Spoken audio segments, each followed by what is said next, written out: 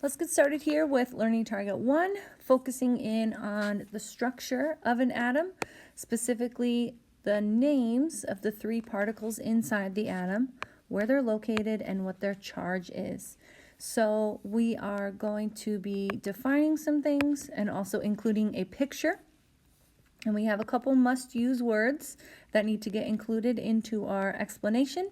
And once they're included, we are going to highlight them over here in our explanations just to show them off and show that they're part of this topic.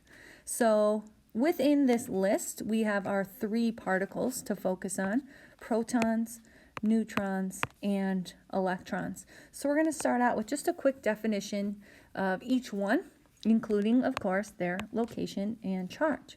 So here I've got proton. Thinking about a proton, I know it is the positive particle.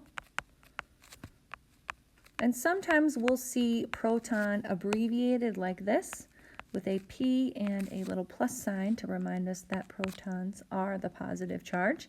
So you can keep an eye out for that on diagrams or maybe as like a shortcut on something. But in terms of location, we know that these are found in the atom's nucleus. And that atom's nucleus can be described as the center of the atom. We also know we've got neutrons. Neutrons are a neutral charge. And here's the way I like to remind myself that these are the neutral charged particle, is their shortcut is N for neutron and then 0 for neutral.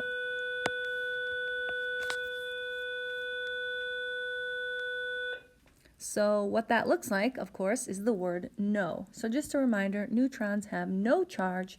They are the neutral particle. They are also found in the nucleus. Again, the center of the atom. Our final particle then is the electron.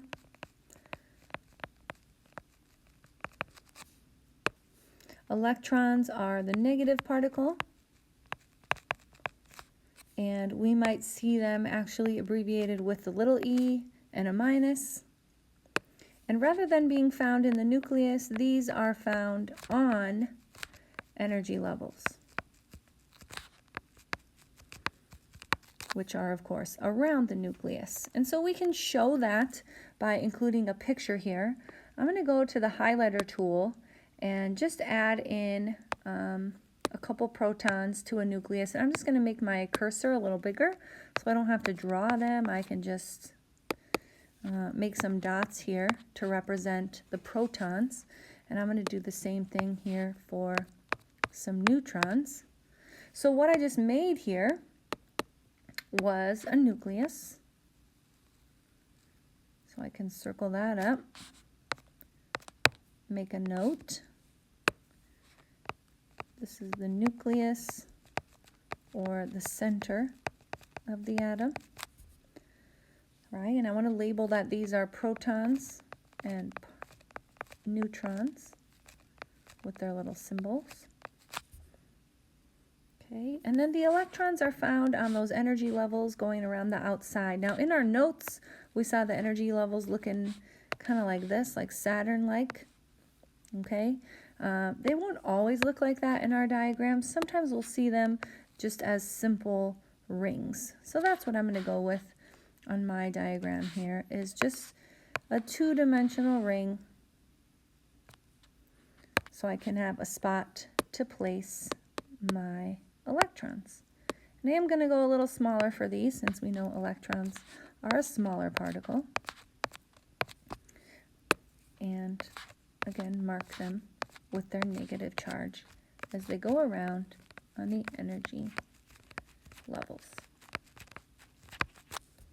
So looking at my must-use word list, I believe I got all those in there. I'm going to verify as I highlight them now. So nucleus got used twice. Proton is hanging out up here, as is neutron and electron. And then the word center, I put in both the definition and the diagram. So that's what we're thinking about learning targets. Reading through the question, or the learning target goal, rather. It's not so much a question. And then using my memory and my notes to put everything together here, including those must-use words.